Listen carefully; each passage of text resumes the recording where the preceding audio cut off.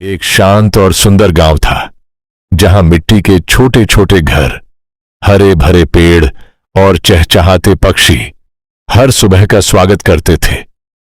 उसी गांव में अपनी दादी के साथ एक जिज्ञासु लड़का गोपाल खुशी खुशी रहता था। एक दिन दादी जानकी ने गोपाल को गांव की एक पुरानी परंपरा के बारे में बताया।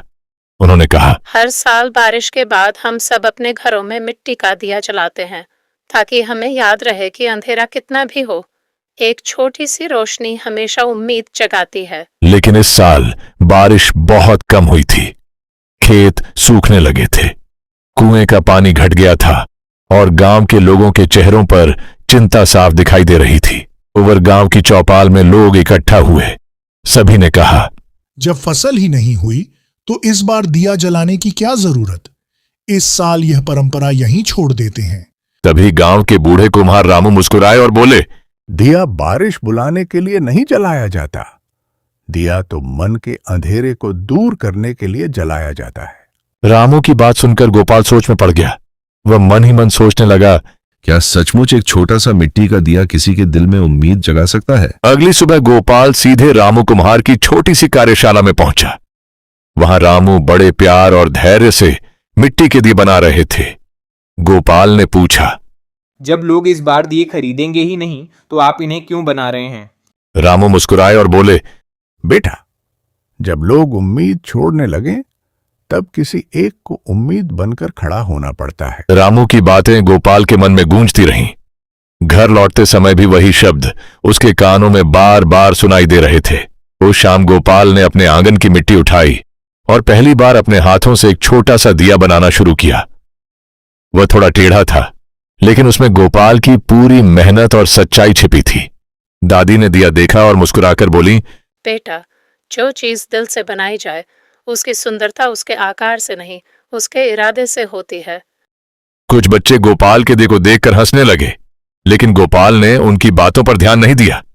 उसे अब अपने छोटे से दिए पर पूरा विश्वास था।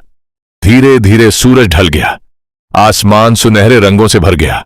गोपाल ने अपने दिए में तेल डाला, बाती रखी और उसे जलाने की तैयारी की। जैसे ही दिया जला, तेज हवा चलने लगी। उसकी लौ कई बार डगमगाई, लेकिन हर बार फिर सीधी होकर चमकने लगी। गोपाल मुस्कुराकर उसे देखता रहा। इसी समय एक छोटी सी गौरैया उड़ती हुई आई और दिए के पास बैठ गई, जैसे वह भी उस नन्ही सी रोशनी में सुकून और भरोसा महसूस कर रही हो। सामने वाले घर की एक बुजुर्ग महिला ने यह दृश्य देखा। उन्होंने अपना पुराना मिट्टी का दिया निकाला, उसे साफ किया और उसमें भी रोशनी जला दी। और एक एक करके पूरे गांव के लोगों ने अपने घरों में दिए जलाने शुरू कर दिए। देखते ही देखते पूरा गांव सुनहरी रोशनी से जगमगा उठा। लोगों के चेहरों पर मुस्कान लौट आई। अगली सुबह गांव वालों ने तय किया कि वे बारिश का इंतजार करने के बजाय उसकी तैयारी करेंगे। सभी ने मिलकर पुराने तालाब की सफाई शुरू कर दी ताकि आने वाला हर पानी बचाया जा सके। कुछ हफ्तों बाद आखिरकार बारिश हुई। इस बार पानी बहकर नहीं गया, वह साफ किए गए तालाब में भर गया। खेत फिर से हरे हो गए और गांव में खुशियां लौट आईं।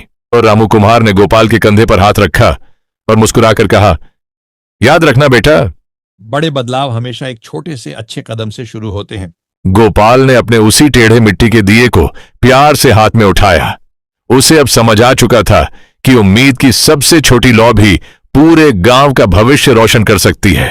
अंतिम संदेश, जब हम उम्मीद नहीं छोड़ते तब मुश्किलें भी रास्ता छोड़ देती हैं। छोटी सी अच्छी शुरुआत एक दिन बड़ा बदलाव बन जाती है।